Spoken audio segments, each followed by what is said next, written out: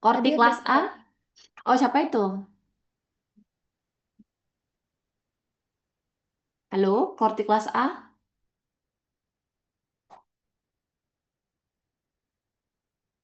Kortik kelas A, panggilan yang kedua. Hadir dokter. Saya Oke, kortik kelas C. Hadir, Dok. Oke, oh semuanya namanya Caca ya. Ini Cahaya satu Caca. Coba yang mana sih mukanya? Coba open kamera yang mana? Nanti saya malah nggak tahu lagi.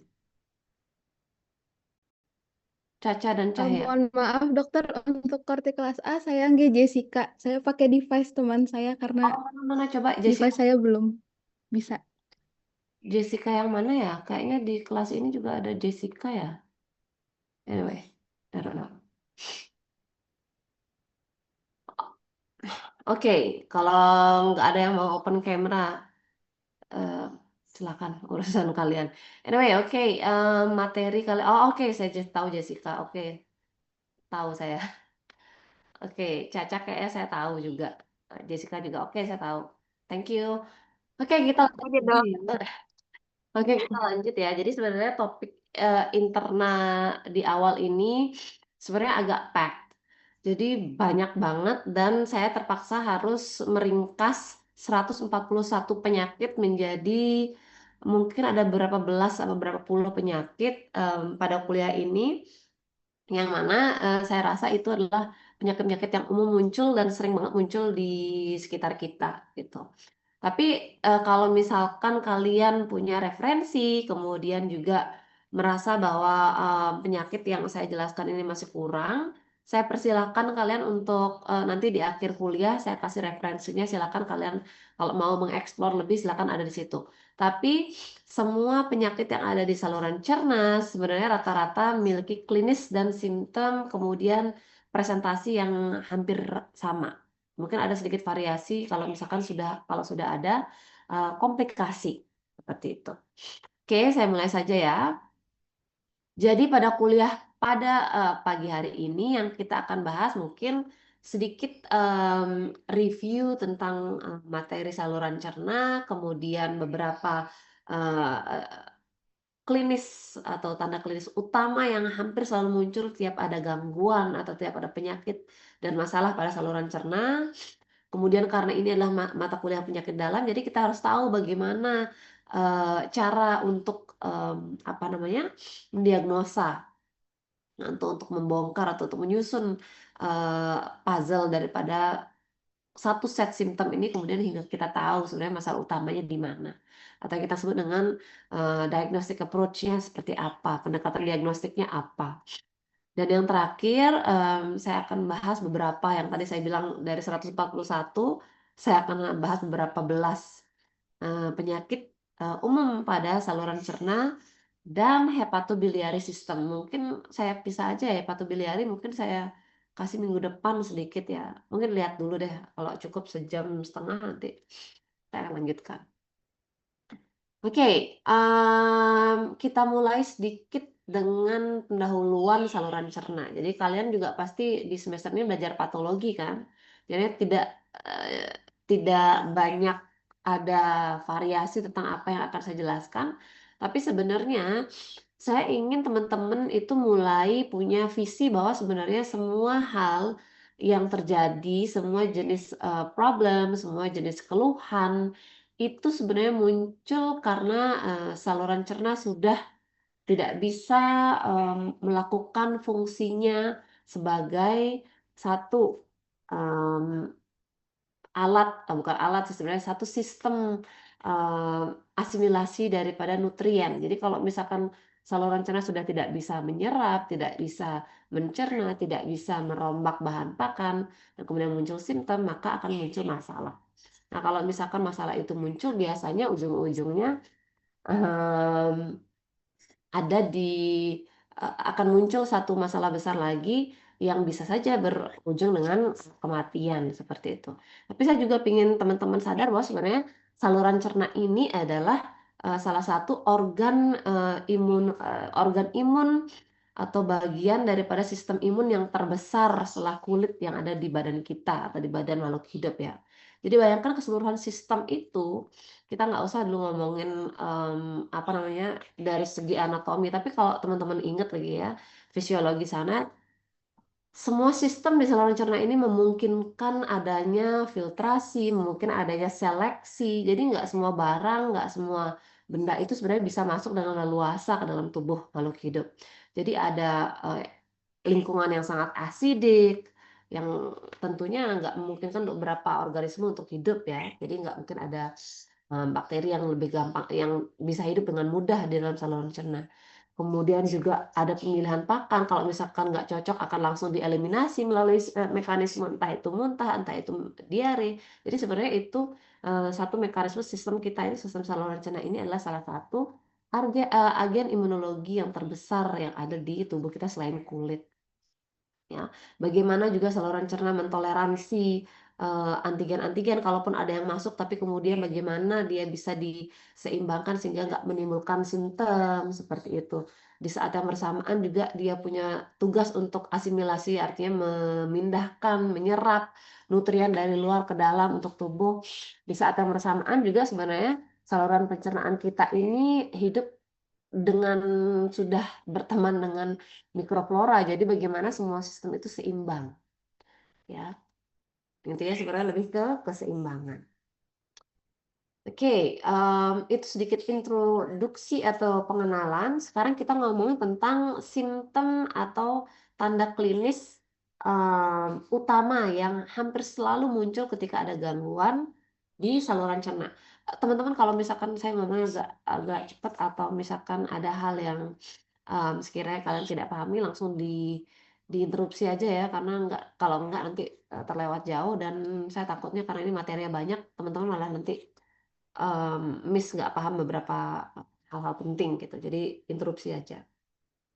Raise hand boleh atau langsung aja ngomong.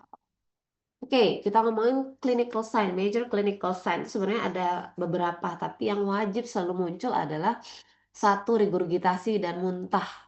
Kedua, diare. Dan yang ketiga, dampak dari kalau misalkan dua hal ini terjadi terlalu lama, maka akan bisa mengakibatkan weight loss. Oke, penurunan berat badan. Anoreksia juga seringkali dianggap sebagai salah satu klinis utama, tapi sebenarnya anoreksia juga bisa terjadi pada gangguan di sistem lain. Jadi nggak terlalu saya highlight. Oke, sekarang kita ngomongin tentang regurgitasi dan muntah. Menurut teman-teman, ada yang bisa menjawab nggak apa perbedaan antara regurgitasi dan muntah? Kalau misalkan nggak ada yang ngomong, saya tunjuk aja satu-satu di daftar hadir ini. Ada yang menjadi relawan menjawab? Bisa apa aja jawabannya? Nggak apa-apa. Oke, saya tunjuk saja ya. Nama yang paling atas di partisipan galeri saya. Oke, Chandra Nariswari. Silakan. Siapa itu? Saya nggak tahu mukanya kalau Izin, kenapa. izin dokter, saya izin menjawab perbedaan regurgitasi dan muntah. Oke, Jadi, silakan. uh, Panggilannya siapa? Chandra. oh ya, izin dokter, perkenalkan nama saya Ida Chandra Nariswari dengan NIM akhir 109 dari kelas A. Oke, silakan Chandra. Jadi, setahu saya kalau regurgitasi itu kayak cairan lambung yang keluar, dan kalau muntah itu kayak isi perut, kayak isi makanan yang ada di perut kita, dokter. Oke, kalau Maaf kalau salah. Terima kasih.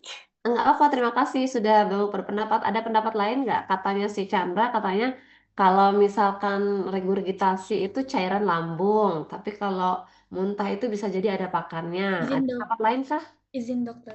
Silakan Kesha Ballerini. Guys, sebelumnya perkenalkan nama saya Kesa dengan NIM akhir 073 dari kelas A.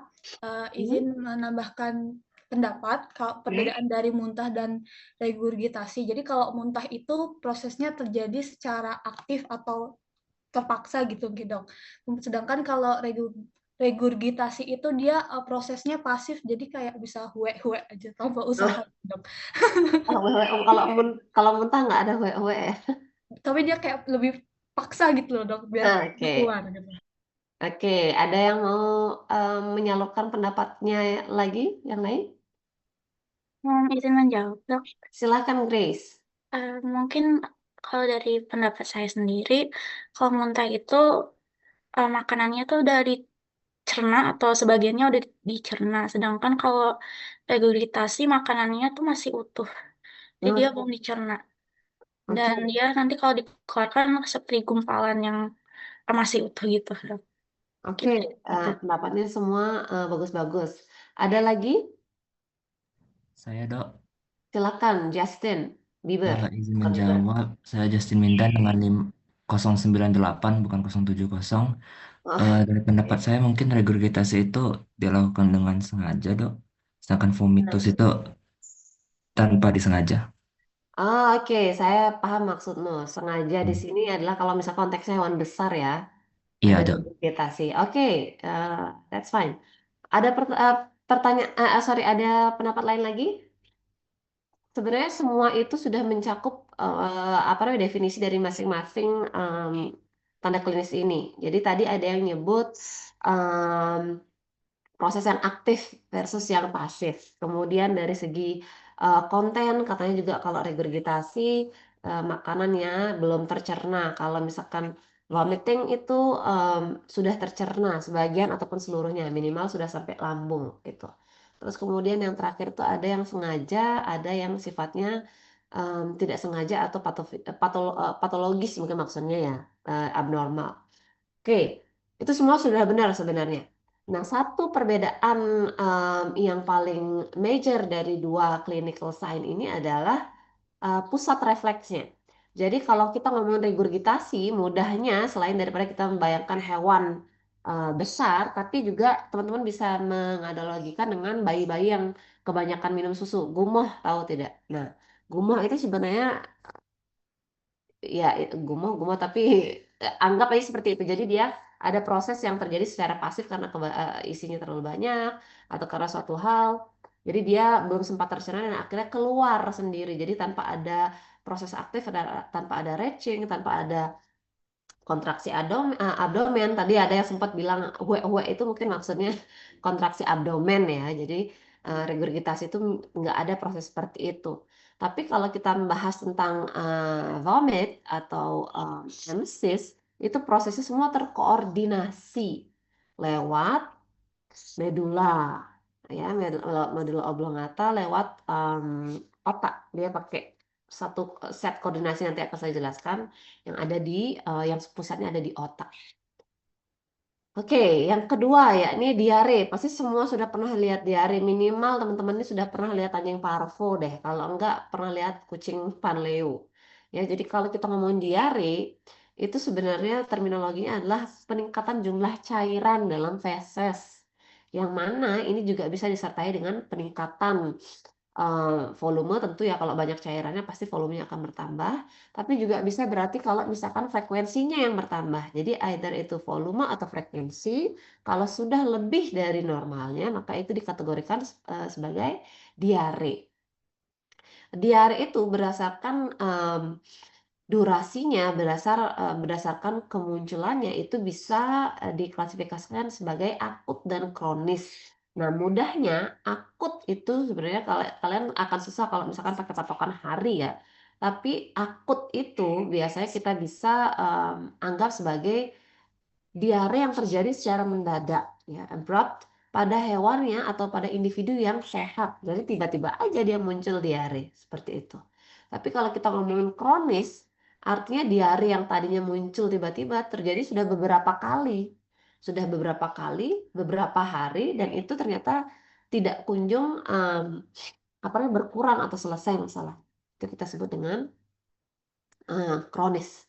Jadi bisa aja dia sekarang sembuh, 2 harinya lagi muncul, habis itu balik lagi, oke, entar lagi yang muncul itu bisa jadi kita kategorikan sebagai recurrent, ya. Jadi dia muncul kembali, itu masuk ke kategori kronis. Kemudian yang terakhir adalah anoreksia. Sebenarnya ada beberapa jenis terminologi ya selain daripada anoreksia, ada hyporeksia, ada disleksia, banyak macam-macam. Ada polifagia, hipofagia, macam-macam. Jadi sebenarnya anoreksia di sini berarti adanya eh, pengurangan jumlah intake pakan karena memang tidak ada nafsu makan gitu. Kalau kita ngomongin hewan yang masih mau makan tapi nggak bisa makan itu kan ada ya, misalkan ada yang punya lesi di mulutnya. Sebenarnya nafsu makannya bagus tapi karena dia nggak bisa prehensi, nggak bisa mastikasi, maka dia nggak bisa makan. Itu lain lagi artinya. Ya, kalau anoreksia itu memang dia tidak ada nafsu makan sehingga dia mengurangi jumlah intake pakannya. Seperti itu. Kemudian, oke, sekarang kita ngomongin proses muntah yang tadi sudah dibahas oleh teman-teman. Oke, teman-teman, kita cerita sedikit tentang bagaimana sih sebenarnya muntah itu terjadi. Jadi ini saya akan banyak cerita. Jadi kita anggap aja saya lagi mendongeng kalian ya. Perbedaan mendasar antara muntah dan regurgitasi itu ada pada koordinasi saraf pusat. Oke, koordinasi saraf pusat. Kalau saya ngomongin saraf pusat, berarti otak. Semua kontrolnya ada di medula oblongata ini. Nah, di sini di benda biru ini namanya vomiting center. Vomiting center ini pusat komando untuk semua hal yang ada dan berhubungan dengan aktivitas permuntahan. Jadi yang nerima sinyal dia, kemudian yang nyuruh-nyuruh katakanlah abdomen untuk berkontraksi juga dia. Jadi semua proses koordinasi itu ada di vomiting center. Vomiting center itu punya tetangga namanya CRTZ atau Chemoreceptor Trigger Zone. Kalian pasti pernah dengar, kalau ingat chemoreceptor, ingat kemoterapi. Nah, kemoterapi itu juga kerjaannya ya untuk noel-noel si trigger zone ini. Jadi ceritanya seperti ini. Oke. Di vomiting center yang saya tadi bilang pusat komando, dia punya banyak, ini hanya beberapa barangkali, dia punya beberapa ya agak banyak sebenarnya jala-jala penangkap sinyal muntah. Oke, jala-jala itu kita sebut dengan reseptor. Ada yang namanya histamine receptor, ada yang namanya muscarinic receptor, NK natural killer receptor, dan 5-HT3 receptor yang sebenarnya adalah serotonin. Oke, ini semua reseptor. Pokoknya semua yang berbau histamin, semua yang bisa mengkode ini pasti akan mengaktifkan si vomiting reflex atau vomiting center itu. Ya.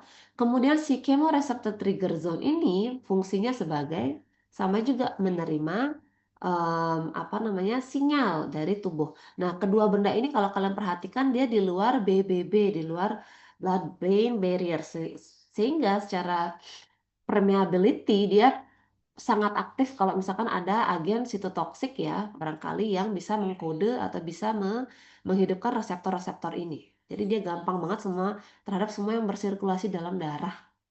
Dia sangat aktif. Oke, kalau chemoreceptor trigger zone dia punya dopamin. Jadi kalau kalian stres, kalau kalian apa itu dopaminnya yang aktif. Jadi kalau misalkan demam panggung, ngerti kan kenapa orang-orang bisa muntah? Jadi dopaminnya yang tersinyal di situ. Kemudian ada NK. Kalau misalkan kita ngomongin tentang kemoterapi yang banyak juga mengaktifkan reseptor jenis ini dan juga ada serotonin. Serotonin itu banyak sinyal banyak diaktifkan oleh sebuah sel yang banyak tersebar di saluran cerna namanya enterochromaffin cell. Nanti kejauhan. Artinya itulah di saluran cerna ini banyak banget yang bisa mengkode, yang bisa menghidupkan lampunya si serotonin ini.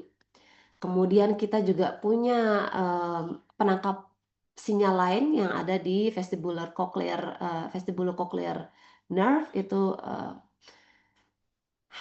vestibular system. Jadi kalau misalkan itu ada histamin dan muscarinic, kalau misalkan kalian ada motion sickness, kalau ada mabuk laut, mabuk udara, nah itu di sini tempat sinyalnya, persinyalannya gitu. Kalau misalkan kalian ngomongin tentang stress, psychological stress, kemudian juga tentang semua yang bisa memberikan respon yang ditangkap oleh panca indera kalian, biasanya itu akan langsung ke upper brain. Upper brain di sini juga ada yang bisa menghidupkan sinyal-sinyal yang ada di vomiting center ini. Seperti itu. Nah, kemudian bagaimana semua proses itu terjadi? Oke, coba sekarang kita ambil, katakanlah ada sebuah cytotoxic agent ya, apapun itu yang tersebar di em, peredaran darah, kemudian dia akan ditangkap oleh, kalau kita ngomong sitotoksik ya serotonin barangkali, itu dia bisa mengkode si chemoreceptor trigger zone. Nanti chemoreceptor trigger zone akan mengirim sinyal juga ke vomiting center ini. Dari vomiting center nanti dia akan menghidupkan parasimpatetik sama motor afferent sebagai, nih mau diapain setelah ada si sitotoksik ini. Oke, jadi dia akan mengkode semua sistem tubuh untuk merespon daripada sinyal daripada si sitotoksik ini. Jadi nanti dia bisa mengakibatkan apa namanya relaksasi otot esofagus sehingga kita lebih mudah untuk muntah. Kemudian juga dia mengkontraksi diafragma, jadi akan ada dorongan dari diafragma sehingga makanannya keluar. Kemudian dia juga bisa mengakibatkan beberapa perubahan otonomik seperti misalkan takikardia. Jadi orang semua prosesnya berjalan lebih cepat karena pompaannya juga lebih cepat. Kemudian juga ada hipersalivasi. Itu yang akan dikode, itu yang akan dilakukan oleh si vomiting center ini. Jadi dia kode lagi ada yang namanya vomiting reflex. Dia hidupkan lagi vomiting reflex ya. Jadi seperti itu ya. Semua sebenarnya ini kan penangkap-nangkap sinyal ya. Ini reseptor semua ini. Jadi semua reseptor, semua sinyal itu nanti akan diteruskan baik itu ke CRTZ ini atau langsung ke vomiting center. Dan vomiting center ini nanti dia akan memberikan jawaban lewat vomiting reflex yang tadi saya bilang. Jadi ada kontraksi daripada diafragma dan otot-otot perut, kemudian dia juga akan merelaksasi esofagus sehingga makanannya atau kontennya akan lebih rileks dan sehingga itu bisa keluar lewat mulut. Kemudian yang terakhir bisa memicu perubahan otonomik seperti misalkan takikardia dan hipersalivasi. Seperti itu. Itu ceritanya kenapa kemudian muntah itu berbeda dari regurgitasi. Jadi prosesnya sangat terkoordinasi. Jadi melibatkan menangkap sinyal, melibatkan satu pusat komando si vomiting center ini, kemudian juga melibatkan vomiting reflex yang sebenarnya tidak sesimpel tadi saya jelaskan, cuman itu adalah cerita singkatnya ya biar kalian cepat mengerti aja. Jadi di sini semuanya terkoordinasi muntah itu. Oke? Semoga bisa dipahami ya sampai di situ. Oke, sekarang kita membahas tentang patofisiologi. Jadi kalau saya ngomongin ini, misalkan kalian nanti kita akan bahas hepatic encephalopathy, apa yang beredar di daerah, kemudian bagaimana itu bisa mengakibatkan muntah. Sebenarnya semuanya akan bermuara di patofisiologi yang saya jelaskan ini. Dan saya harap sebenarnya dari penjelasan tentang patofisiologi ini sebenarnya teman-teman bisa kemudian punya ide hal apa yang bisa terjadi setelahnya atau sequelnya seperti apa habis muntah ini apa yang bisa terjadi kayak gitu. Semua akan apa ya?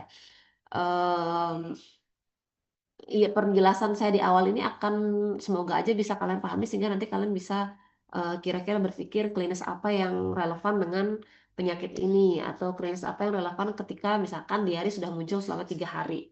Itu akan semuanya akan masih nyambung kalau kalian paham dengan patofisiologinya. Nah, sehingga kalau misalkan patofisiologi, sequelnya kalian tahu akan seperti apa, kalian juga bisa berpikir lewat jalan mana nih kalian akan bisa diagnosa penyakit atau problem ini. Itu tujuan saya menjelaskan patofisiologi ini secara lebih detail, gitu ya. Jadi kalian akan punya ide, oke, kalau misalkan kita ngomongin diare, diarenya itu nggak sembuh-sembuh padahal udah dicek feses, barangkali problemnya tidak di inflamasi, barangkali ada suatu eh, gangguan yang lebih sifatnya lebih kesisteman atau barangkali non inflamatori. Nah, apa aja faktor-faktor itu nanti akan saya jelaskan sebenarnya di awal ini. Gitu ya. Jadi kalau misalkan ntar nggak paham langsung aja nanya. Oke, em, clinical sign, major clinical sign kedua yang akan kita bahas adalah diare. Oke, semua tahu diare, semua bisa membayangkan diare itu seperti apa. Nah, jadi kalau misalkan kita ngomongin tipe secara em, simple itu ya, bisa kita kategorikan sebagai diare yang terjadi karena proses inflamasi. Kemudian diare yang terjadi karena adanya proses maldigesti atau ketidakmampuan saluran cerna untuk mencerna satu bahan, satu komponen nutrisi secara baik atau secara optimal. Barangkali ini contohnya adalah fatty diarrhea dalam kasus exocrine pancreatic insufficiency misalkan. Jadi dia kurang lipasinya untuk mencerna lemak, ya pasti akan muncullah banyak lemak dalam feses itu sehingga kita sebut dengan steatoria seperti itu misalkan. Kemudian ada juga tipe diare yang cair atau watery. Nah, ini karena ada proses osmotik dan sekretori yang berlebih dalam lumen usus. Nanti akan saya jelaskan satu persatu ya. Kemudian kalau kita berbicara tentang penyebabnya, suara burung saya nggak ribut ya, sorry sorry. Kalau berbicara tentang penyebabnya, itu bisa disebabkan oleh sebab-sebab atau hal-hal yang infectious dan non-infectious. General lah ya, Mas. Kemudian simptom dari diare itu bisa kalau intensitas terlalu tinggi, kemudian biasanya jenis-jenis diare yang protozoal itu biasanya dia akan menimbulkan abdominal discomfort, jadi perut rasa yang tidak nyaman dari perut, kemudian juga bisa menyebabkan sampai mual dan bisa juga muntah. Ini biasanya dia masih berkaitan tiga ini dengan diare. Komplikasi atau sequel dari muncul diare itu tentu dehidrasi kalau terus-terusan ya. Dan sebenarnya nanti kalau teman-teman sudah koas, kalian akan tahu bukan diare itu sebenarnya membunuh hewan. Biasanya tingkat dehidrasinya, kemudian eh, vital imbalances yang disebabkan oleh ketidakadanya cairan dalam tubuh itu yang bisa membunuh seekor pasien.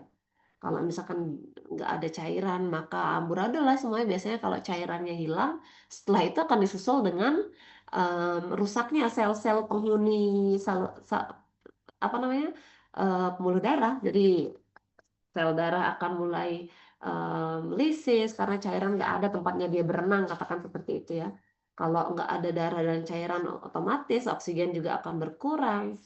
Kemudian juga em, panas juga tidak bisa terkonduksi dengan baik sehingga akan muncul juga kejadian yang kita sebut dengan hipotermi, selain daripada nutrisi kurang untuk sebagai bahan bakar untuk produksi atau metabolisme untuk proses metabolisme ya. Jadi semua itu akan bisa berakibat pada kematian gitu. Jadi bukan diare, bukan agennya sebenarnya. No, jadi komplikasi setelah diare itu yang akan bisa membahayakan nyawa pasien. Seperti itu.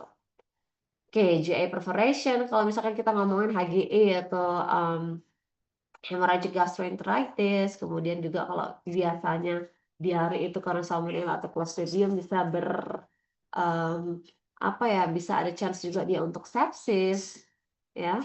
Kemudian juga yang terakhir adalah kematian. Oke. Oke, sekarang kita ngomongin tentang, sekarang saya cerita lagi nih, sebenarnya bagaimana sih proses diare itu bisa terjadi. Jadi ini sebenarnya ada diagram ya, diagrammatical yang sangat saya sukai dan sangat simpel sebenarnya. Kalian bisa simak barangkali. Oke, A, B, C, D, E. Ini semua kondisi usus yang berbeda. Dalam kondisi normal, semuanya memiliki rate, semuanya memiliki volume yang hampir selalu sama tiap harinya. Jadi ada rate peristaltik, ada jumlah volume sekresi yang hampir setiap harinya selalu sama, dan semuanya biasanya termaintain dalam satu titik yang masih seimbang, katakan gitu. Sehingga berapa yang akan masuk biasanya tidak terlalu berbeda dengan berapa yang keluar, katakanlah seperti itu. Tapi dalam beberapa keadaan, katakan ya, kenapa jauh banget? Oke, katakan, loh, kenapa dia jalan sendiri? That was not me. Oke, dalam keadaan adanya banyak osmotic agent, apapun itu, bisa dari pakan, bisa dari agen, yang menyebabkan sebenarnya ada satu partikel di saluran cerna, di lumen usus kita ini, yang kalau dia ada di situ maka air itu akan nyariin dia gitu. Air itu akan terserap masuk ke dalam lumen. Sehingga apa kalau misalkan air terlalu banyak dalam lumen, ya pasti diare. Nggak bisa diserap lagi terlalu banyak, artinya overload dia osmotic agentnya ini. Maka dia bisa bikin diare. Kemudian itu bentukan atau itu satu mekanisme yang pertama ya. Jadi ada 7 apa 6 gitu. Tapi coba saya jelaskan satu-satu. Yang kedua ada yang jenisnya sekretori. Dalam hal sekretori ini biasanya dia akan menyebabkan secara eh, patofisiologi ya adanya pertambahan jumlah sekresi. Ya, kita tahu kan sebenarnya ini ada sekresi, ada absorpsi ya. Sekresi mukosa, entah itu sekresi mukosa atau sekresi jenis lain, yang sebenarnya karena suatu hal, misalkan kalau kita ngomongin inflammation, oke, kalau kalau ada inflamasi semua sel, semua permeabilitas itu akan bertambah, sehingga sekresinya atau semua yang tersekresi, semua yang keluar dari dalam pembuluh darah itu cenderung akan lebih banyak masuk ke dalam lumen. Itu secretory diarrhea. Biasanya sih cairan ya, karena semuanya kan permeabilitasnya akan sedikit berkurang ya. Jadi karena ada kebengkakan, kemudian ada timbul celah di antara sel-sel mukosa. Khusus karena adanya inflamasi itu akan menyebabkan banyaknya sekretori atau sekresi yang berlebih ke dalam lumen.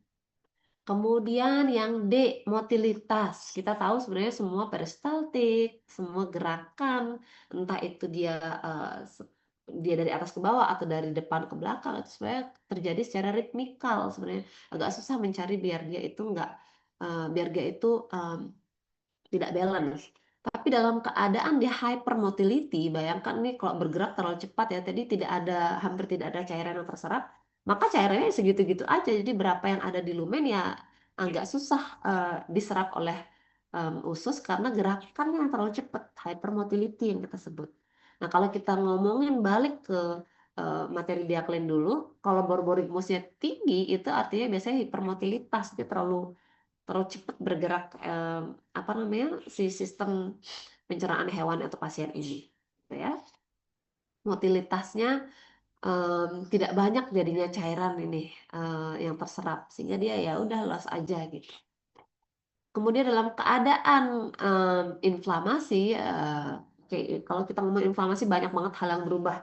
Jadi di dalamnya akan ada seperti yang tadi saya bilang si agennya lah yang bisa hadir sebagai osmotic agent, kemudian ada pengaruh white blood cell juga yang punya kemoatraktan, yang punya proses entah itu karena ada senyawa-senyawa yang muncul karena adanya aktivasi daripada sel darah putih yang sebenarnya semua itu akan menyebabkan adanya uh, penambahan volume ya dalam lumen usus atau karena dia tidak bisa terserap, dia makanya volume dalam lumen yang tidak volume dalam lumen itu banyak yang tidak bisa terserap secara optimal. Oke, sampai situ saya harap teman-teman sudah agak paham ya bagaimana diare atau mekanisme diare ini bisa terjadi. Oke, sekarang kita ngomongin tentang inflamasi. Bagaimana sebuah diare itu bisa terjadi akibat adanya inflamasi. Seperti yang kalian ketahui sebenarnya kita kalau ngomong inflamasi agen, oke, agen infeksius. Tapi sebenarnya agen infeksius ini dia punya cara kerja yang beda-beda. Tapi secara general, dia itu menyebabkan nih, kalau teman-teman lihat ini kan mepet-mepet ya. Nah, kalau misalkan keadaan inflamasi, dia bisa membesar, dia bisa meradang, dia bisa rusak, yang artinya, yang seperti saya bilang tadi, akan ada sisipan dari pembuluh darah atau dari peredaran darah yang masuk ke lumen. Itu contohnya satu, karena permeabilitasnya sudah berkurang. Oke, bisa juga sebuah inflamasi itu menyebabkan kerusakan sehingga yang tadinya katakan ada berapa ribu fili karena dia rusak akibat inflamasi jadi berkurang sehingga absorpsinya nggak bisa lagi. Dulu bisa nyarap 2 liter katakan sekarang cuma bisa 1 liter karena rusak filinya. Nah, itu adanya depletion of absorptive surface. Ya, ini contoh agen yang menyebabkan kerusakan. Oke, sekarang kita ngomongin alteration in ion transport. Kita tahu sebenarnya ini ada pompa ion K, Ca segala macam yang sebenarnya yang dia urusin tuh apa sih? Ini yang dia urusin tuh energi. Kalau kita ngomongin energi atau kita ngomongin pergerakan, itu pasti larinya ke motilitas. Balik lagi ke hipermotilitas yang tadi saya omongin. Jadi kalau misalkan terlalu banyak, terlalu rendah CA dan tidak seimbang semuanya, maka gangguan motilitas biasa jadi. Ini juga seperti itu, adanya aktivasi dari neuropeptida, ya. Ini serotonin salah satunya, itu dia mengakibatkan adanya gangguan motilitas daripada usus. Biasanya dia cenderung jadi hipermotilitas. Oke. Selanjutnya, ini katakanlah sebagian besar barangkali cara kerja dari bakteri ya. Meskipun ada beberapa kayak rotavirus juga begitu. Dia bekerja secara non-spesifik menyebabkan inflamasi. Tapi sekarang kita tahu bahwa beberapa virus itu punya hobi, punya makanan yang beda-beda kesukaannya. Oke, tunggu sebentar. Biar semua mata kuliah kalian itu nyambung. Ini nggak bisa di... oke. Oke, tadi saya ngomongin banyakkan bakteri cara kerjanya seperti itu. Tapi sekarang virus itu bekerja dengan lebih agresif, ya. Dia suka banget di dalam sel, sehingga dia suka, beberapa virus itu suka sel yang sangat aktif membelah. Kalau sel aktif membelah itu pasti makannya banyak. Nah, suka virus itu yang seperti itu. Contoh virus yang suka ngerusakin bagian itu adalah si parvovirus, corona, virus masih kurang. Mungkin banyak di skunk atau minks ya, tapi parvovirus sama corona itu banyak di anjing kucing ya, panleu dan corona. Oke, di mana sih crypt itu sebenarnya nih? Sel-sel membelah itu tempatnya di sini. Jadi nanti kalau habis membelah dia akan tergantikan dan dia akan mulai pindah ke agak atas dan akhirnya dia akan berfungsi sebagai villi. Nah, gitu. Jadi yang dia rusak sama si parvo itulah sel-sel yang masih muda unyu-unyu di sini nih, yang masih banyak makan ini. Nah, ini yang dia rusak. Ini letaknya agak di dalam dan dia dekat dengan pembuluh darah. Sehingga ya udah, kalau misalkan parvo, corona, dia akan pasti sangat cepat mengakibatkan leakage dari pembuluh darah, diare berdarah seperti itu ya. Jadi dia tumbuh dari tengah sini, nanti dia akan mulai berdiferensiasi menjadi sel-sel yang lebih dewasa dan dia akan ada di atas di villi sana deh. Sel-sel sudah fully differentiated yang sudah fully function itu. Entah nanti dia akan jadi trosit, entah jadi goblet cell yang produksi mukosa, bebas. Pokoknya dia biasanya sel-sel muda itu letaknya agak di dalam sini. Itu saya kayaknya ada berapa gambar PA deh yang bisa kalian lihat.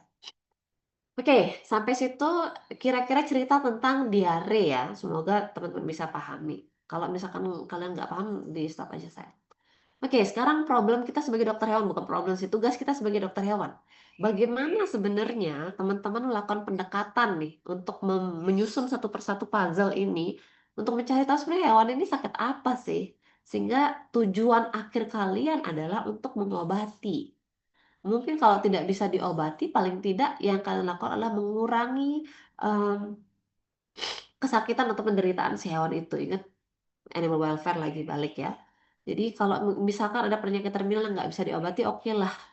Berarti itu bukan sudah, dan kalian sudah melakukan hal yang sudah maksimal dan optimal dan nggak bisa diobati, itu sifatnya terminal. Barangkali hal yang kalian bisa lakukan adalah untuk mengurangi munculnya klinis atau mengurangi kesakitannya.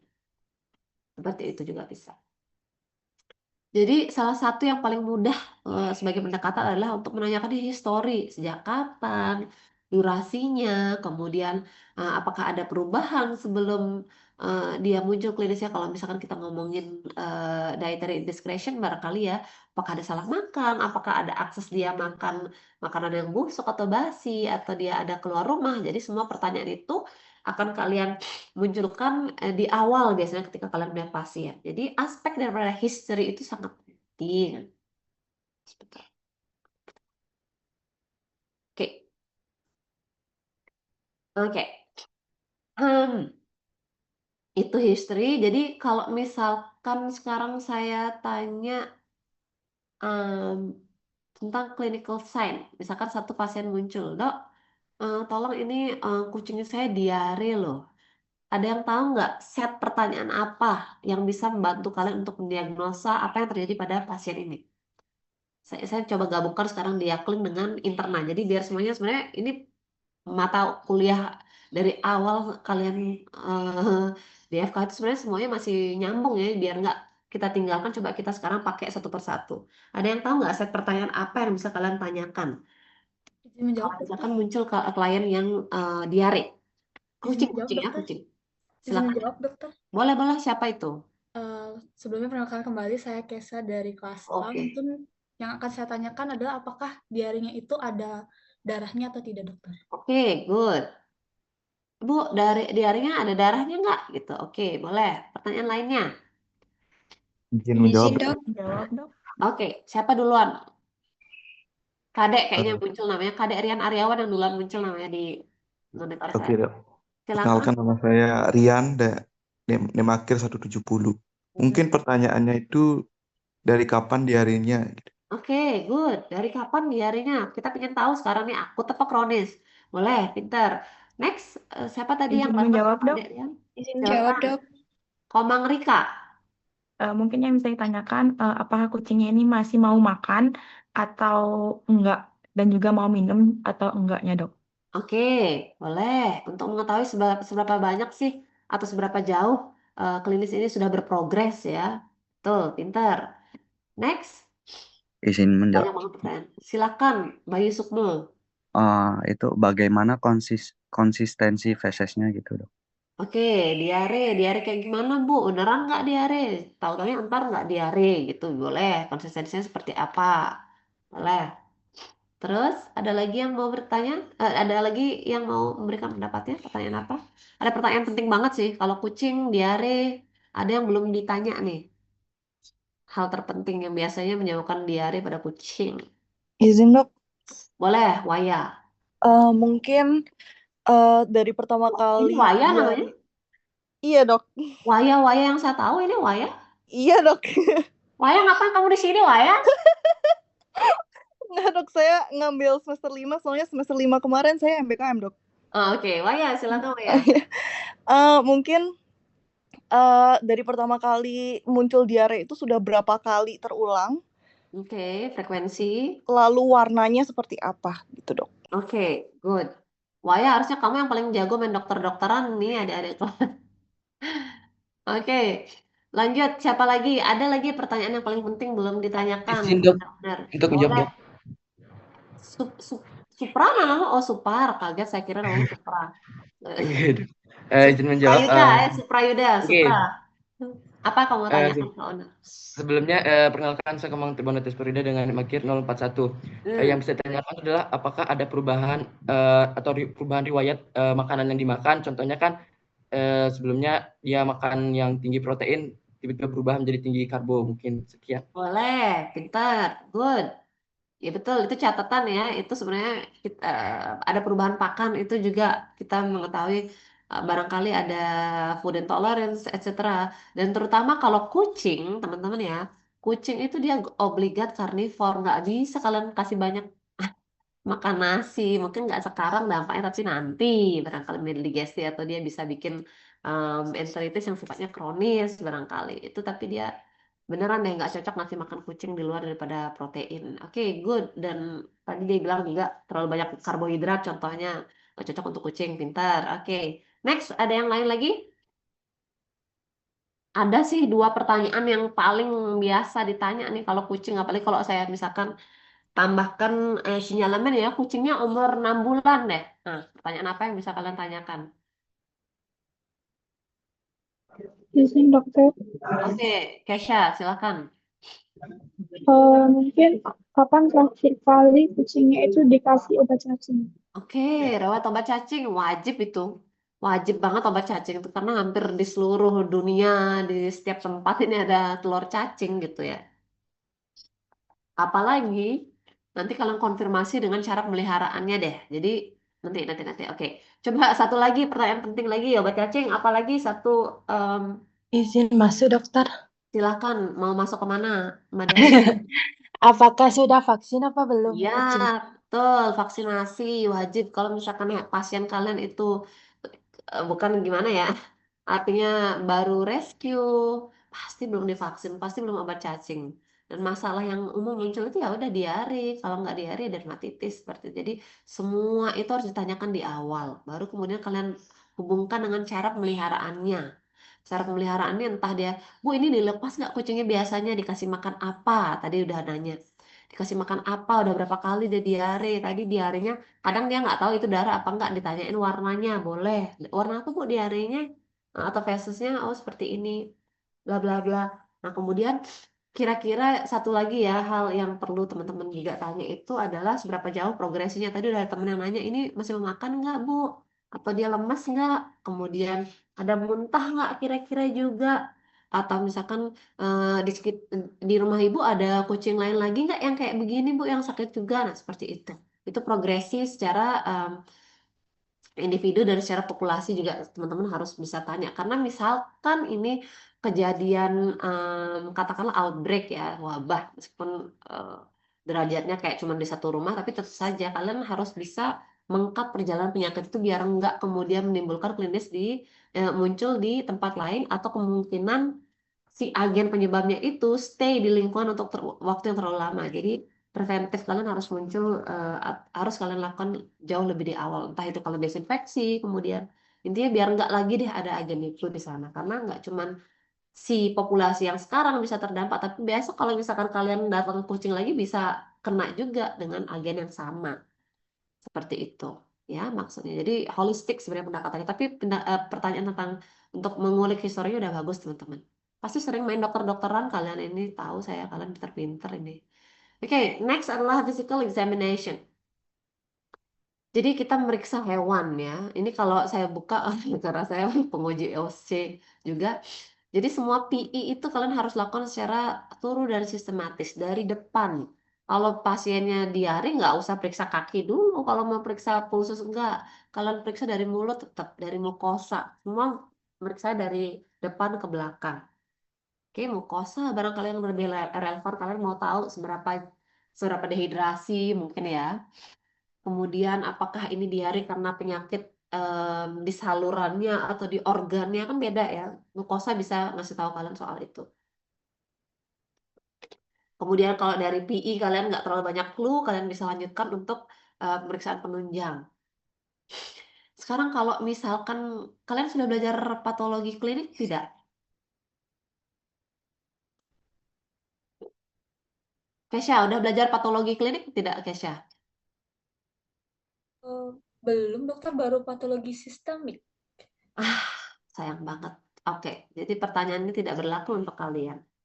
Oke, patologi klinik. Oh, saya ngajar patologi klinik ya semester depan. Oke, anyway.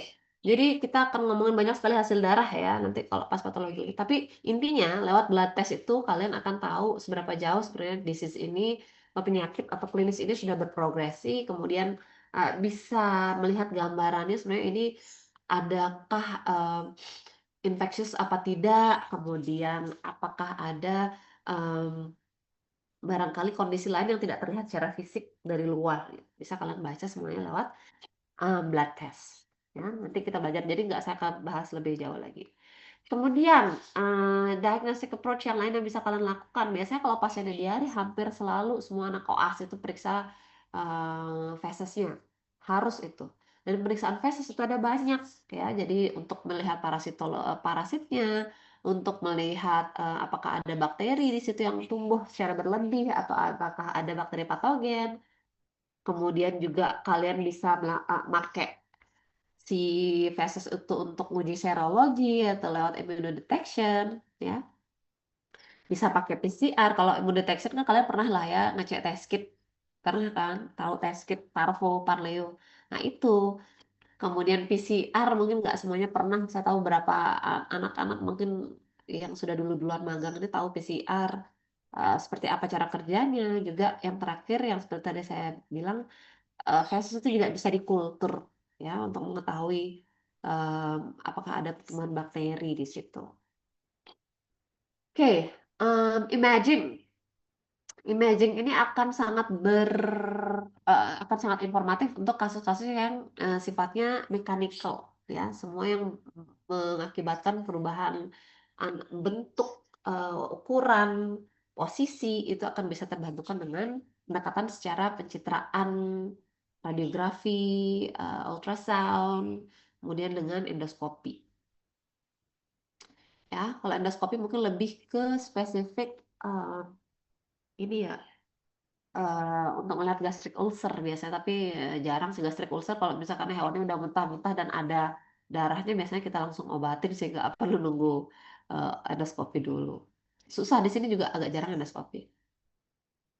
Dan yang terakhir itulah cytology dan biopsi. Jadi sitologi bisa jadi dari em,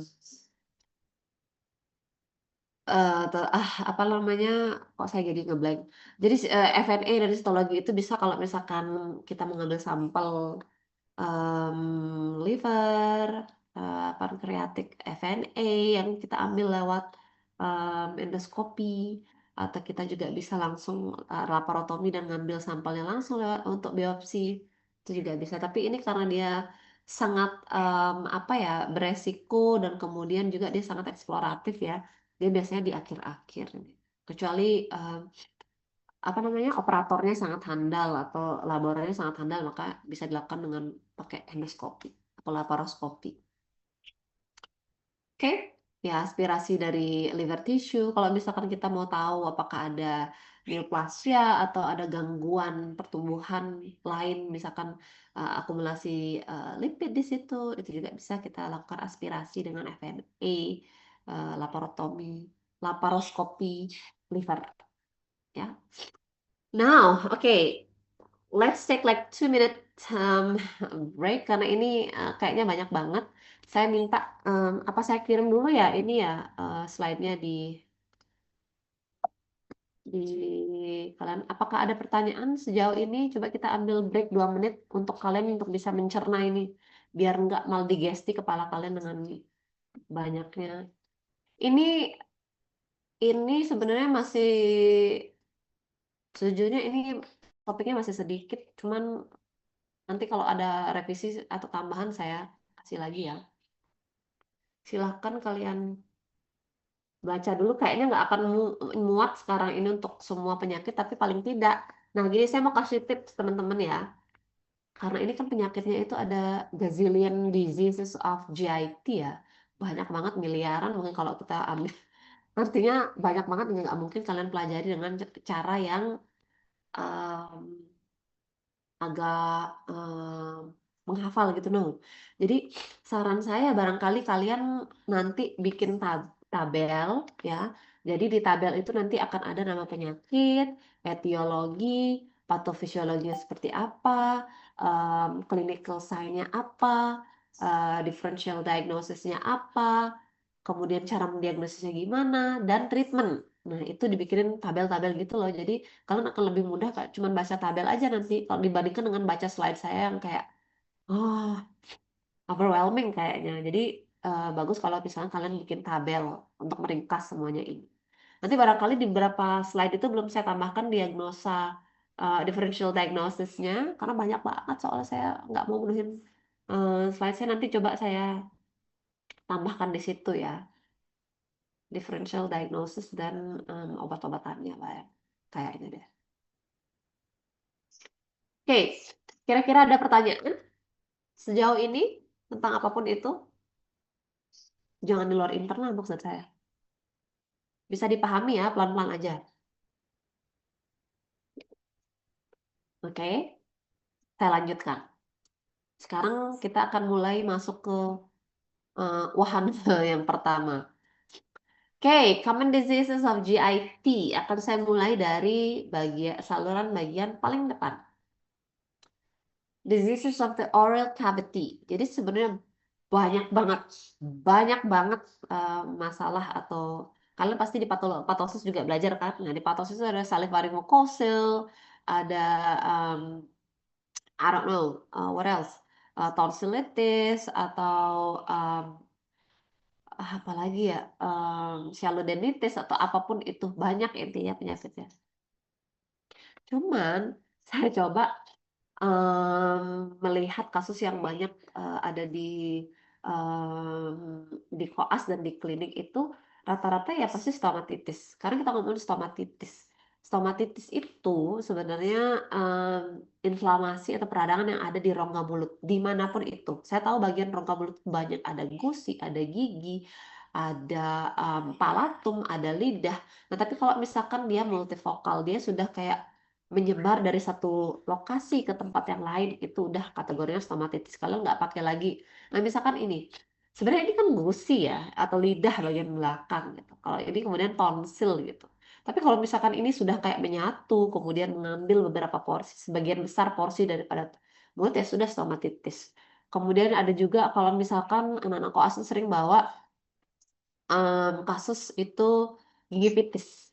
Gingivitis, jadi dia kayak mudahnya kayak sariawan gitu, tapi kemudian sariawannya sampai ke ada juga sampai ke tonsil, kemudian juga lidahnya juga ikut bengkak atau apa gitu, biasanya kita sudah kategorikan stomatitis. Jadi semua jenis peradangan yang ada di rongga mulut. Tapi kalau misalkan peradangannya hanya terbatas pada ya udah di satu titik di gusi itu, katakan begitu ya, ya udah itu namanya gingivitis itu, jangan terlalu diambil pusing.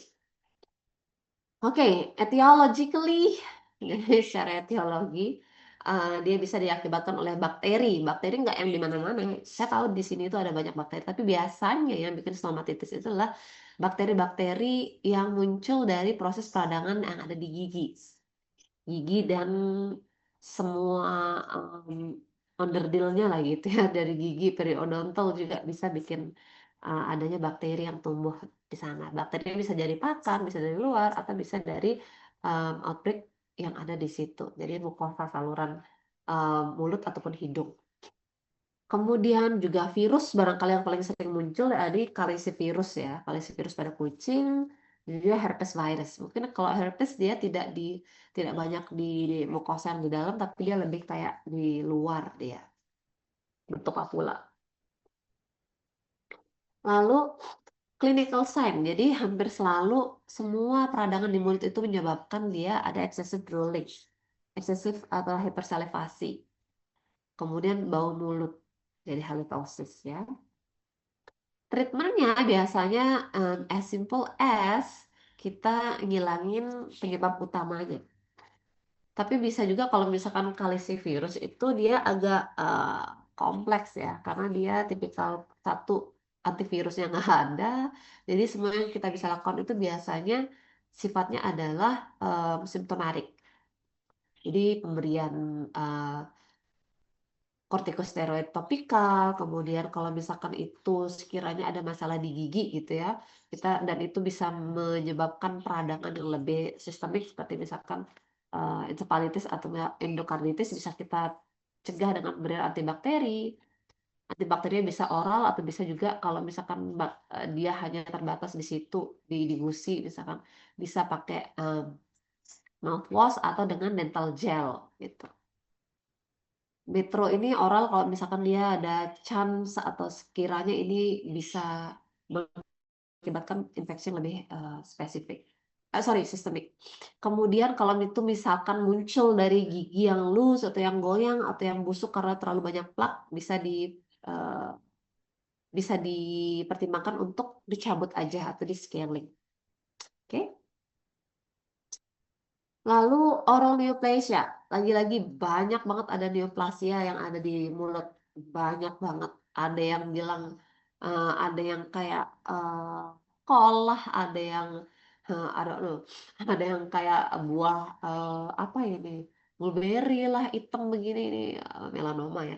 Itu banyak banget, nggak mungkin akan saya sebutkan satu-satunya. Yang sebenarnya intinya, kalau sudah ada neoplasia di bagian mulut, yang bisa kalian lakukan itu satu. FNI. Kalian harus tahu apakah ini jenis yang benign atau yang malignant. Itu satu sebelum kalian melakukan pengobatan lebih lanjut. Nah, biasanya kalau dengan neoplasia satu-satunya cara itu ya eksisi. Jadi diambil dan eksisinya harus disertai dengan kemoterapi. Wajib biasanya kemoterapi ya. Dan terus juga ini berapa jenis neoplasia yang kalau misalkan kalian mau baca lebih ya. Jadi ada epulides, ini epulides nih. Ini. Jadi kayak kutil gitu, tapi sebenarnya dia agak bisa besar. Fibroma ini jaringan ikat isinya. dan muncul dari akar gigi, ya. Terus ada papiloma barangkali yang sering muncul di golden ya, fibrosarkoma juga bisa. Ini biasanya dia lebih presentasinya lebih ekstrim.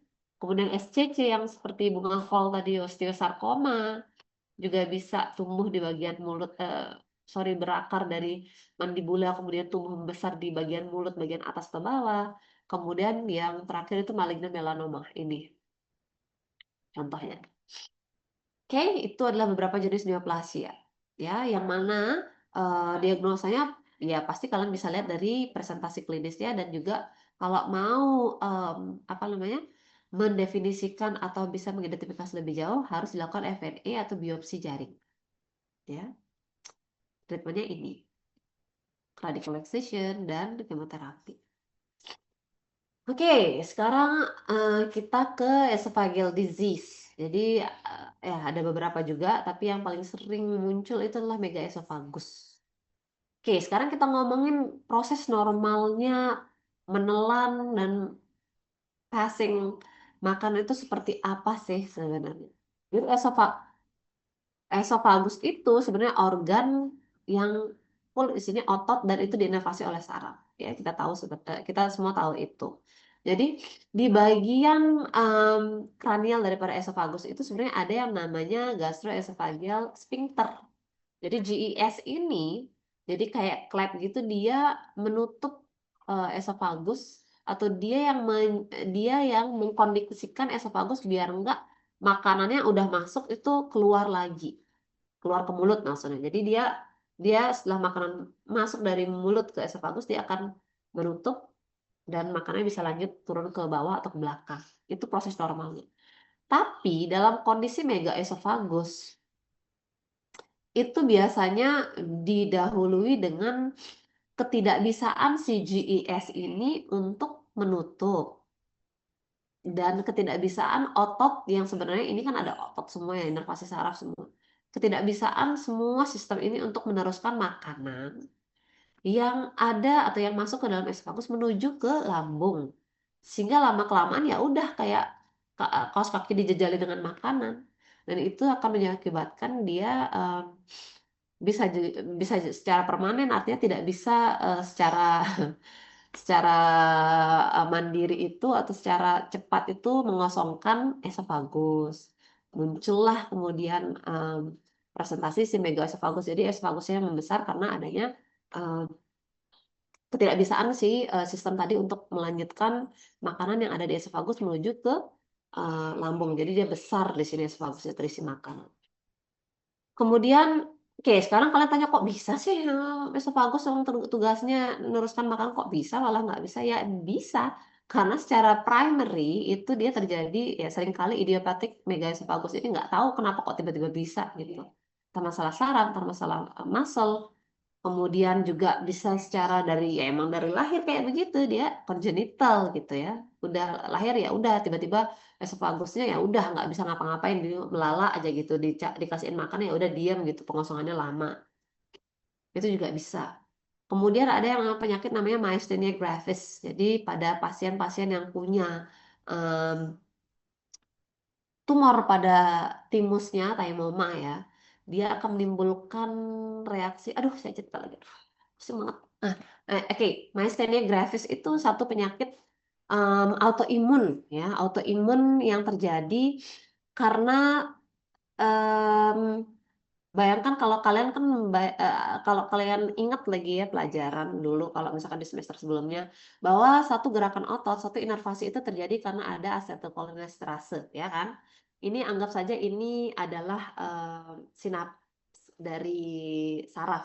Kemudian ini yang di sini adalah menerima apa namanya, yang menerima sinyal kan begitu. Kemudian ketika ini tersampaikan maka akan ada suatu gerakan, ada suatu refleks. Nah, tapi dalam kondisi myasthenia gravis, si antibodi ini berikatan dengan asetylcholinesterase, sehingga ya udah dia nempel ke si reseptor asetylcholine, sehingga asetylcholine nangkapnya si antibody dan nggak paham kalau misalkan ada sinyal nih, weh bergerak itu dia nggak tahu. Sehingga ya udah diam, tidak akan ada gerak, tidak akan ada sinyal karena si antibodinya berikatan dengan si reseptor asetylcholine. Seperti itu yang terjadi pada penyakit myasthenia gravis. Jauh banget ya, tapi anyway, biar kalian tahu artinya biar semuanya nyambung ya. Dan secondary terjadi karena akalasia atau masalah pada otot, myopathy, gangguan otot dan gangguan persarafan. Nah, secara normal seperti yang tadi saya jelaskan, sebenarnya secara normal makanan yang ada di esofagus itu pasti akan menstimulasi ada yang namanya peristaltik ya, peristaltik untuk ini ada makanan nih, lanjutin nih, bawa ke perut gitu atau bawa ke lambung. Dan nanti dari sana akan ditangkap sinyal itu, oh ada makanan, dan nanti ketika sinyal itu sudah ditangkap maka ada umpan balik lagi, ada impuls lagi untuk menanggapi itu, ya udah yuk kita dorong makanan ini gitu.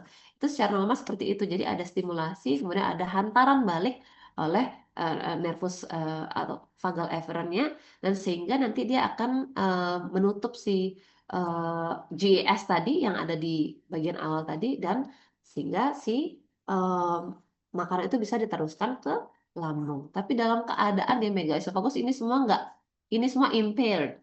Jadi entah itu stimulasi di sininya, entah itu tadi karena adanya adanya apa namanya penempelan si antibodi dengan asetylcholine-nya, reseptornya. Jadi macam-macam. Jadi impaired di sistem ini yang kemudian berakhir dengan diamnya atau tidak terkosongkannya esophagus secara optimal. Ya, sehingga apa yang terjadi kadang-kadang kalau misalkan makanan stay di esophagus dan kemudian kayak ngapain ini awkward, nggak tahu mau diapain, esophagus juga bingung, kayak nggak tahu, nggak ada suruhan apa-apa, sehingga bisa jadi kalau misalkan hewan yang bergerak ini akan balik lagi ke mulut, dan yang paling ditakutkan atau yang paling sering terjadi adalah ada inhaled atau makanan yang tertelan atau masuk ke dalam paru-paru.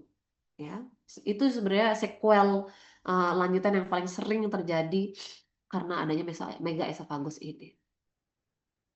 Jadi major sign-nya adalah ya udah makanannya balik-balik aja ke mulut, jadi regurgitasi. Dan yang kejadian yang paling tidak diinginkan oleh semua dokter hewan di bumi ini ya kalau misalkan masuk makanan dan menyebabkan pneumonia pada pasien itu. Jadi inhaled pneumonia, inhalation pneumonia. Ya. Sekarang kita ngomongin sequel. Jadi kalau misalkan bayangkan ini satu hewan dia nggak bisa aja masukkan secara cepat, nggak bisa aja masukkan melanjutkan makanan yang udah ada esophagus ke perut. Bayangkan itu terjadi selama beberapa lama. Tentu pasti dia nggak akan bisa nambah-nambah berat badannya. Pertumbuhannya secara ukuran dan perkembangannya pun pasti akan terganggu. Ya.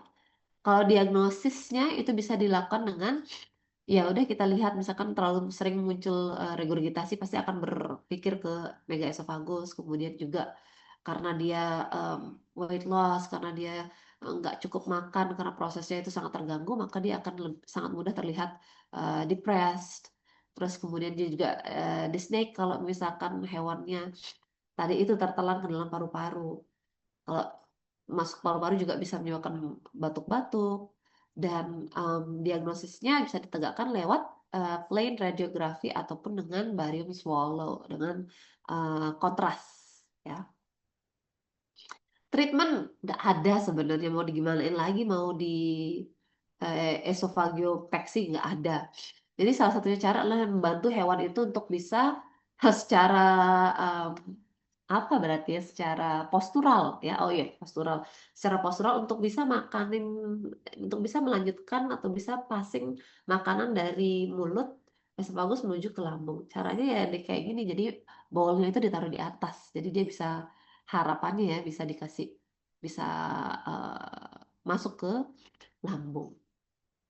Seperti itu. Kalau misalkan dia ada pneumonia ya dikasih antibiotik. Kalau misalkan dia ada penyakit seperti yang tadi myasthenia gravis ya dikasih inhibitor saja, itu apa namanya, biar nggak berikatan dengan uh, si antibodinya. Anyway, myasthenia gravis itu juga susah sih di diagnosa dan diobati ya.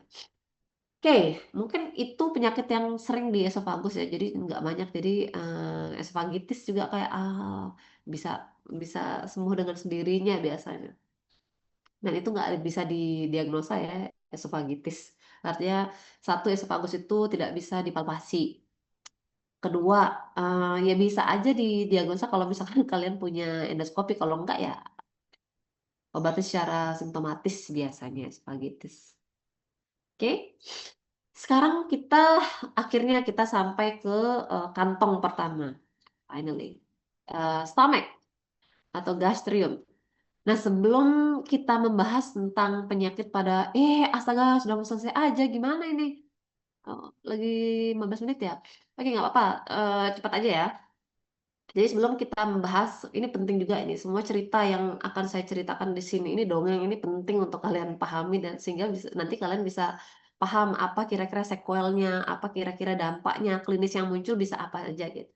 Sekarang kita ngomongin dulu deh si gastrium ini. Jadi gastrium, kemudian pankreas dan liver itu menurut saya itu tiga, tiga tiga topik penting yang harus saya sampaikan dengan sangat baik ke kalian, karena kalau misalkan usus besar tuh sama tadi udah saya jelaskan kan tentang diare, jadi nggak akan banyak berubah. Tapi kalau kita ngomongin gastrium, pankreas dan liver itu dia jalur ceritanya agak beda, dongengnya agak beda. Anyway, sekarang kita ngomongin gastric mucosal barrier. Jadi biar kalian tahu, di gastrium itu tuh ada lahar, anggap aja begitu ya. Lahar, lahar ini sehingga apapun yang masuk ke sana itu bisa meleleh, bayangkan dong seberapa panas tanda kutip lahar ini. pH-nya loh 1,5 sampai 3 biasanya di sini. Di gastrium itu. Jadi kondisinya sangat-sangat asidik. Tapi pertanyaan dong, seasidik itu kok bisa organnya sendiri tuh fine-fine aja gitu. Karena dia sebenarnya punya satu sistem yang sangat entah bagaimana ya, hebat banget. Tuhan dikatain hebat, tapi anyway. Jadi sistem itulah yang kita coba mengerti gitu. Jadi ketika tidak adanya ketidakseimbangan dalam sistem ini, ya udah penyakit akan mudah muncul. Ya. Jadi sebenarnya si stomach ini punya satu sistem yang sangat saya katakan unik. Satu, dia itu udah punya lahar panas, tapi kok bisa gitu. Nah, ini cemplung dikit ya udah apa namanya meleleh gitu. Tapi dia sendiri punya satu sistem di mana dia juga proteksi dirinya dari lahar panas itu. Dia yang produksi, dia yang sebenarnya dia juga bisa kena kan, karena dia diproduksi, maksudnya di sel itu, tapi sel itu bisa nggak mati tuh gimana ceritanya gitu.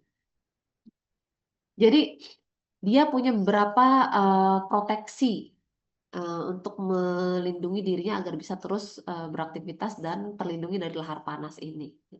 Dalam keadaan normal, ini dua layer yang pertama ini adalah layer HCl, isinya semua lahar panas dan isinya pepsin dan pepsinogen. Ini culprit juga yang berdua ini.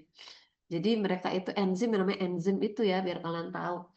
Enzim dan acid itu dia nggak bisa dipisahkan. Jadi enzim untuk bisa beraktivitas dia cuma mau sama yang asam-asam aja. Enzim kalau nggak ada asam nggak mau hidup, dia nggak mau aktif. Sehingga dimanapun ya, paling tidak sampai di duodenum itu enzim itu masih sangat aktif. Dan kalau misalkan kita ngomongin di sana ada enzim, pasti di situ juga ada acid gitu. Sehingga lapisan proteksi yang pertama itu selain daripada memproduksi si HCl, dia juga punya layer bikarbonat yang bisa menetralkan si lahar ini. Jadi dia kayak punya air di bawah lahar itu, yang mana ini tebel lapisannya. Nah, kemudian biar ini semua nggak nyusup ke sini, biar ini nggak nyusup, biar nggak bisa masuk dan mencederai si sel-sel dan pembuluh darah di bawahnya, dia punya epitelial yang sebenarnya sangat rapat-rapat posisinya. Jadi nempel-nempel, jadi nggak ada celah ini barikade apa namanya top notch ini. Jadi nggak ada yang bisa muncul ke sini. Sehingga kalau misalkan ada gangguan di epithelial tight junction, entah itu karena I don't know, karena adanya overgrow daripada Helicobacter, ya bisa saja dia kemudian menyebabkan penyakit ya. Tapi ini sebenarnya dalam keadaan normal dia sangat tight. Kemudian juga ini sel-sel produsen semua nih, pabrik-pabrik memproduksi apa namanya si HCl dan HCO ini. Dan di sini kapilarnya itu sangat sangat bukan diinervasi sih, artinya di sini banyak banget dia udah siap dengan dengan transport yang sangat cepat nih, paket ekspres semua. Kalau misalkan ada yang luka dia akan langsung kirim yang bagus. Kalau ada sel yang luka kena si ACL dia akan langsung regenerasi. Artinya semua sistem yang ada di gastrium ini ketika berjalan normal ya seperti inilah dia bisa melindungi dirinya sendiri, sekaligus dia bertugas untuk sebagai si penghancur banyak banget komponen dalam pakan itu gitu. Bagaimana juga dia memproteksi. Nah, ketika permasalahan itu akan muncul ketika sistem proteksinya ini hancur atau ketika sistem proteksinya ini compromise. Seperti itu ya. Nanti ada beberapa hal yang bisa saya jelaskan di awal. Oke, sekarang kita ngomongin gastritis ya. Gastritis itu biasanya nah ini gangguan pertama. Kalau misalkan mukosa itu terganggu karena banyak banget lah inflamasi, jadi dia nggak bisa lagi memproteksi dirinya dari si lahar panas ini, ya udah gastritis lah muncul ya. Nah biasanya kalau inflamasinya itu udah kayak sampai ke paket ekspresnya ini pas sampai ke vesselnya ini, dia udah dia menyebabkan yang kita sebut dengan HGE, hemorrhagic gastroenteritis, atau misalkan kalau dalam kasus istilah baru lagi ini acute hemorrhagic diarrhea syndrome, sebenarnya sama aja. Jadi muntah-muntah yang disertai dengan diare, HGE, sama semuanya itu. Itu juga bisa mengakibatkan adanya acute gastritis. Kemudian adanya pakan yang entah itu dia kebanyakan kalau di manusia ya pedas gitu, kemudian asamnya tinggi ya. Kemudian kalau di hewan dia makan makanan yang scavenging itu apa sih, makan bangkai atau makanan yang sudah rusak, itu juga bisa mengkompromis sistem proteksi si apa namanya si lambung ini. Kemudian ada juga nih ulcerasi atau di luar daripada infectious dan di luar daripada pakan juga bisa diinduksi oleh adanya glukokortikoid. Jadi adanya apa ya, konsumsi obat anti radang dalam jangka waktu yang lama. Seperti itu. Dia punya efek sitotoksik biasanya. Ya. Kemudian ya kalau kita ngomongin ya ini pencitraan pakai endoskopi ya, ini merah sebenarnya. Kemudian ini kayak kepotong gitu sih, nggak kelihatan ini. Oke. Ini kalau kalian lihat dan bisa kalian apresiasi, sebenarnya ini agak merah, bagian ini agak merah. Keren sekali ini. Oke, ini merah, kemudian di bagian sini juga ini merah dibandingkan dengan bagian ini ya. Ini relatif masih oke di sini. Tapi yang di sebelah sini ini semuanya merah meradang. Kemudian kenapa saya tulis atrofi di sini ya? Ini saya salah masukin ini. Ini sel-sel asinernya yang di gastrium itu kalau udah kelamaan kena paparan hal-hal buruk, misalkan pakan yang mengandung mikroba atau segala macam, dia itu bisa mengkompres, bisa mendepres si sel-sel yang produksi bikarbonat tadi biar dia kecil, jadinya ini kecil-kecil banget, jadi ya kayak berjarak gitu dia secara histopatnya. Kemudian sekarang kita ngomongin major sign-nya, pasti itu selalu harus ada muntah ya. Tunggu sebentar. Oke, dia akan selalu ada muntah, kemudian entah itu muntahnya berisi bile atau empedu, entah itu muntahannya karena ada foreign material, karena mungkin dia nelan itu kemudian dimuntahkan lagi, atau bisa jadi muntahnya itu langsung berisi darah dalam kasus gastric ulceration atau HGE ya. Kemudian ada sakit perut ya, bagian kranial. Dan diagnosisnya bisa kita lihat dari clinical presentation. Kita 10 menit lagi banget ini. Anyway, saya coba cepet-cepetin ya. Dan hematologi biasanya nggak terlalu membantu untuk menegakkan diagnosa gastritis. Tapi yang bisa kalian lihat adalah kalau misalkan pasiennya terus-terusan muntah, maka akan ada hemokonsentrasi atau akan ada kenampakan dehidrasi pada hasil darahnya. Kalau punya endoskopi boleh lah kalian masukin kamera dan pasti akan terlihat hal seperti yang tadi saya jelaskan di endoskopinya. Treatmentnya dengan pemberian cairan infus, kemudian jadi simptomatik ya. dengan pemberian antiemetik. Kalau misalkan dia muntah terus-terusan bisa dikasih maropitan, Londan, Meto, klorpamid, boleh dikasih semuanya ini jenis-jenis antiemetik yang bisa dipakai. Kemudian kalau misalkan dia ada indikasi ke HGE atau gastric ulceration, biasanya bisa kasih cytoprotective agent seperti sucralfate. Jadi sucralfate ini dia, kalian pernah lihat ini kan, kalian pernah lihat slime. Nah, dia menggantikan posisi dari semua protective layer tadi biar enggak dia memperparah adanya kerusakan pada mukosa lambung akibat adanya si HCl tadi. Jadi dia dilapisi mukosanya dengan itu sehingga nanti proses regenerasi itu bisa berjalan dengan optimal gitu. Sukralfatnya nggak bantu regenerasi sel yang rusak, tapi dia membantu melapisi itu biar nggak kerusakannya semakin jauh. Kemudian bisa kasih ranitidin, semua hampir sama cara kerjanya. Bismuth, omeprazole.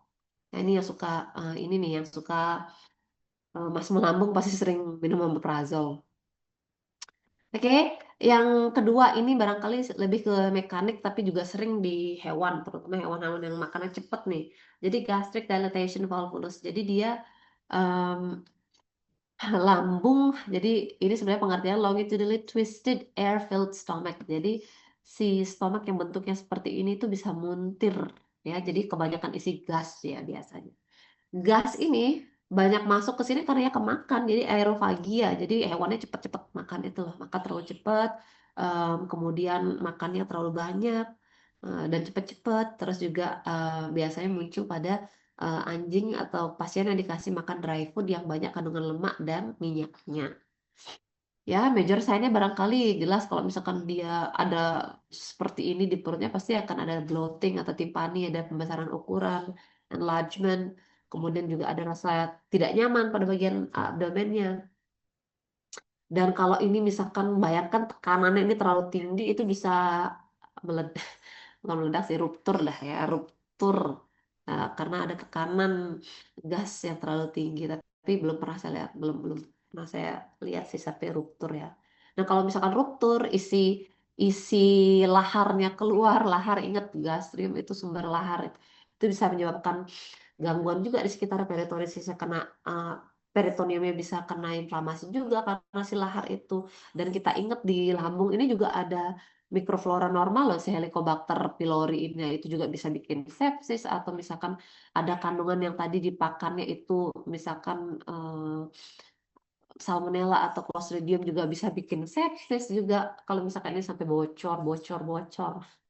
Terus ya ujungnya bisa menyebabkan kematian. Diagnosisnya bisa dilakukan melalui presentasi tadi, pembesaran, timpani, dan juga dikonfirmasi melalui X-ray. Ya, treatmentnya kalau misalkan dia sifatnya udah emergency, silahkan distabilisasi. Kalau misalkan ada tanda-tanda shock, silahkan dikoreksi dulu shocknya. Kemudian bisa juga karena ini isinya gas ya, bisa dilakukan gastric decompression dengan menggunakan orogastric tube. Jadi masukin selang ke mulutnya biar udaranya atau biar gasnya keluar. Atau kalau nggak bisa, hewannya udah kolaps, bisa dicoba dengan gastrostesis. Jadi disedot pakai jarum besar. Kemudian treatment secara surgery juga bisa dirotasi, jadi dibolak-balik lagi ininya lambungnya. Jadi posisinya yang tadi begini, nih, tarik. Posisinya tadi yang seperti ini udah muntir, ini kan posisi normal ya, ini normal, kemudian muntir ke arah sini dan kemudian jadi kayak kunci di bagian sini dan sininya ini, sehingga ini harus dibalikkan ke posisi normal, diambil di gastrostesis dulu, kemudian atau di gastrotomi dulu, kemudian baru dibalikkan ke posisi awalnya. Dengan catatan sebenarnya kalau hewan sudah pernah mengalami GDV itu bisa balik lagi. Jadi dia harus lebih ke perbaikan cara pemberian pakan. Jadi nggak boleh banyak-banyak, nggak boleh hewannya itu mending dikasih sedikit-sedikit tapi sering. Salah satu manajemen pemberian diet yang dianjurkan untuk pasien yang sudah pernah kena GDV. Ya, suportif jadi tergantung daripada dampak yang disebabkan oleh si GDV ini. Jadi GDV ini sendiri tidak bisa dibalikin posisinya sebenarnya ya, kecuali lewat surgery. Jadi semua pengobatannya sifatnya lebih ke suportif. Oke. Gastric ulcer mungkin ini yang terakhir ya, nanti saya lanjut lagi minggu depan. Jadi gastric ulcer itu, wait, oh my goodness, oh gosh, that was funny. Okay, that's fine.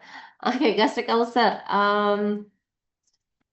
Jadi ya seperti yang tadi saya bilang, jadi paling cepat menyebabkan ulcer di sini sisi lahar itu sebenarnya ya. Jadi kalau udah lahar itu udah tidak bisa tertahan oleh lapisan protektif tadi, dia bisa menyebabkan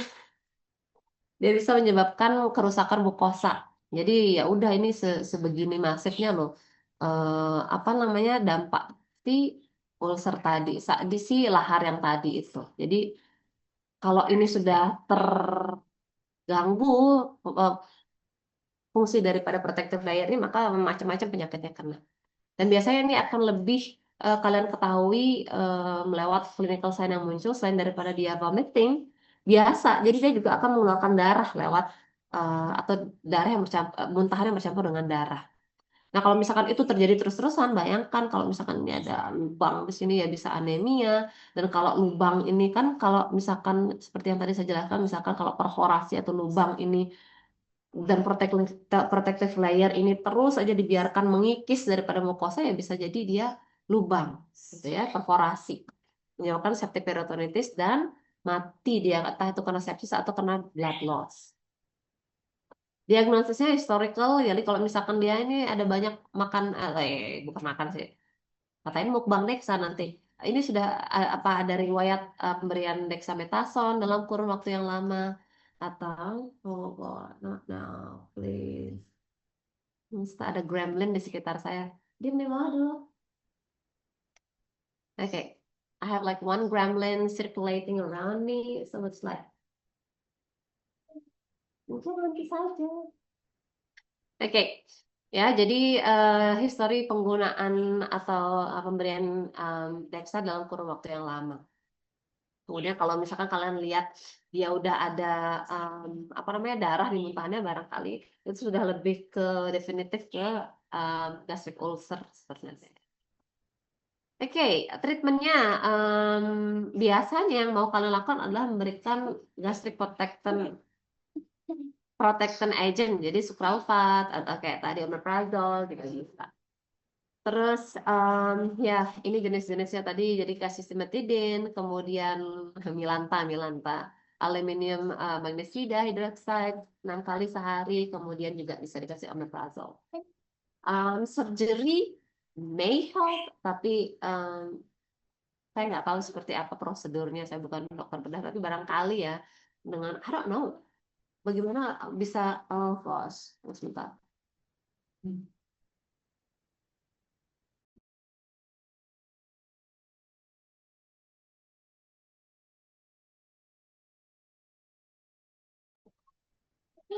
Oke. Aduh, penghuni rumah saya. Oke. Anyway, jadi ini jenis-jenis obat yang bisa dikasih. Pada intinya adalah kalian mau membantu lambung untuk bisa mengembalikan si protective layer itu dengan pemberian sucralfate atau acid blocker dengan bentuk simetidin. Jadi ini semua jenis protective layer yang bisa kalian kasihkan. Jadi harapannya adalah dengan kalian menghadirkan protective layer buatan, jadi lambung itu akan bisa meregenerasi selnya sendiri dengan optimal. Jadi kalian seperti memberikan space untuk si lambung untuk memperbaiki kerusakan ini. Meskipun sebenarnya nggak akan cepat ya, bayangkan lubang segininya masa iya bisa cepat. Jadi it will take time, tapi hanya itu yang bisa kalian berikan. Oke. Kalau misalkan itu karena benda asing, kalau misalkan kita ngomongin hewan besar ya, jadi ada namanya traumatic reticuloperitonitis, itu karena dia disekam atau di rumputnya itu entah ada kawat, itu jadi bisa kalian harus hilangkan dulu kawatnya kayak gitu dengan penggunaan magnet. Jadi harus tahu cause-nya sih. Kalau misalkan dia karena pakan yang terlalu tinggi protein menyebabkan gangguan di gastric protective layer itu ya berarti pakannya yang harus kalian apa namanya manage, atau misalkan kalau dia ada makan benda asing ya nggak usah dikasih dulu anjingnya keluar, atau misalkan kalau dia ada indikasi ke gangguan pakan, kalau misalkan pika itu kan gangguan makan ya, itu biasanya dia ada indikasi ke kurangnya mineral dalam nutrisi si hewan itu. Jadi gangguan nutrisi itu sebenarnya. Tapi nggak usah sejauh itu deh. Intinya kalau misalkan kalian menemukan hewan yang hematemesis, jadi itu biasanya ada gangguan pada gastric protective layer. Oke? Selebihnya ini semua terjadi dengan mekanisme yang saya kasih tahu tadi. Intinya kalau teman-teman menemukan diare, saya ngomongin intinya dulu, nanti kalian bisa baca dan barangkali kalau ada yang nggak paham ditanyakan minggu depan ya. Kalau teman-teman menemukan diare, first thing first adalah meriksa itu feses isinya apa.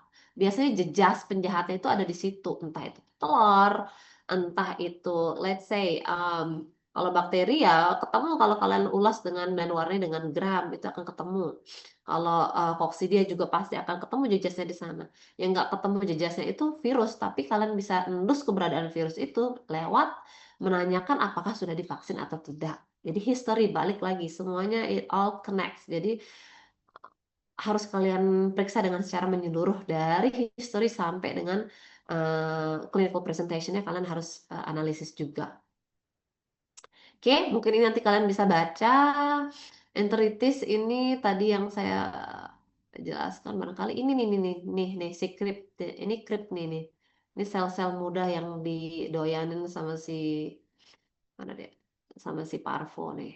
Kalau sudah belajar ini kan, belajar patologi berarti saya bisa menjelaskan, bisa nih krip nih sel-sel muda isinya nih banyak makan ini yang dicari sama si Parvo. Nih. Nih. Nanti kalau sudah berdiferensiasi dia akan tambah tinggi atau dia akan keluar sampai jadi pili di sini. Tapi ini kenampakannya dia si bocil-bocil enterocyte ini dia sembunyi di paling tengah.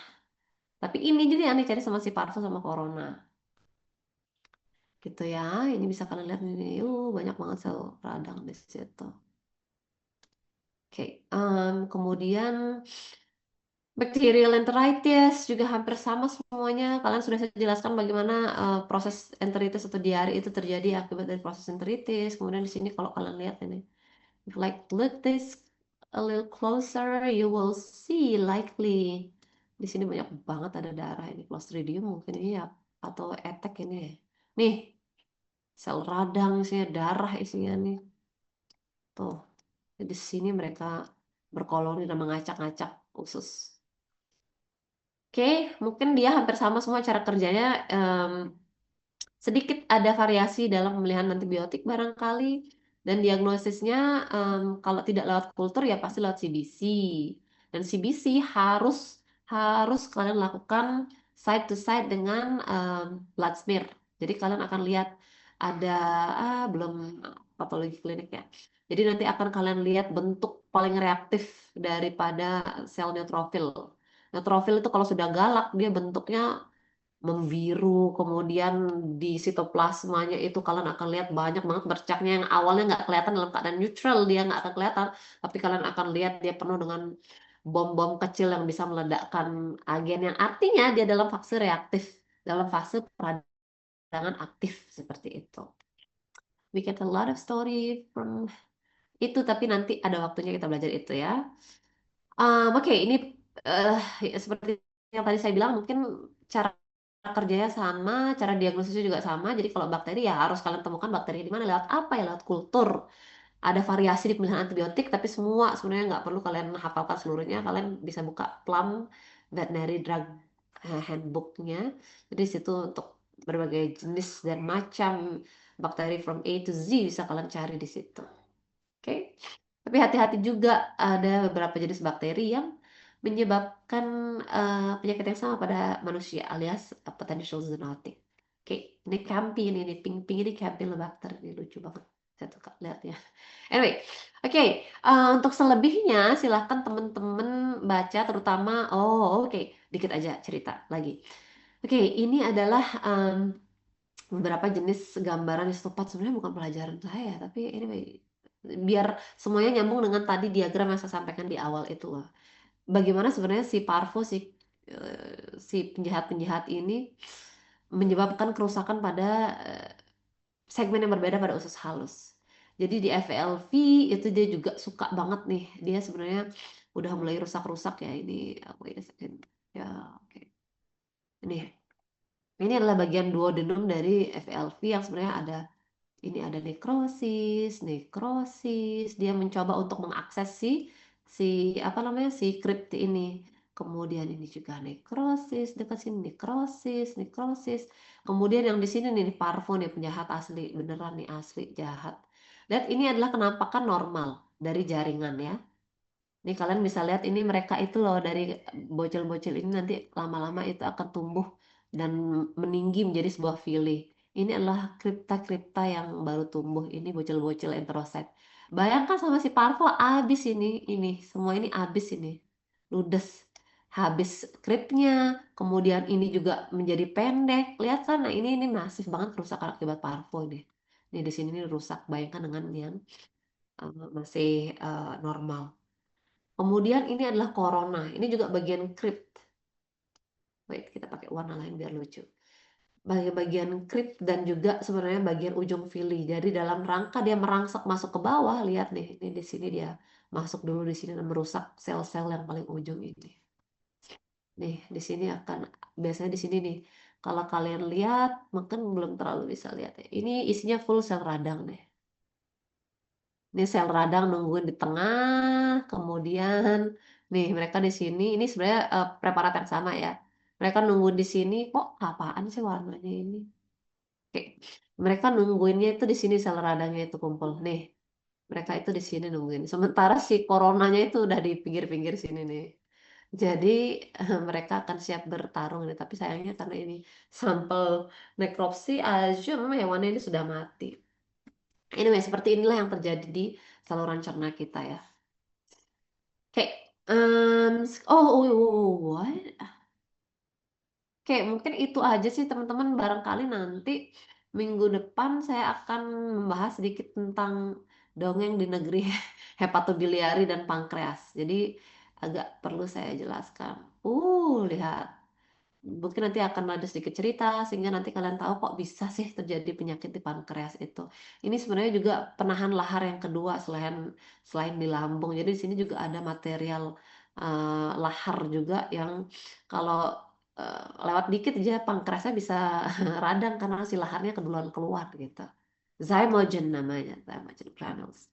Oke, anyway, mungkin itu saja sih untuk minggu ini, untuk sesi ini ya. Nanti kita akan lanjutkan minggu depan sedikit tentang pankreas dan hepatobiliary system. Plus, kalau misalkan waktunya, dan itu akan saya lakukan secara offline.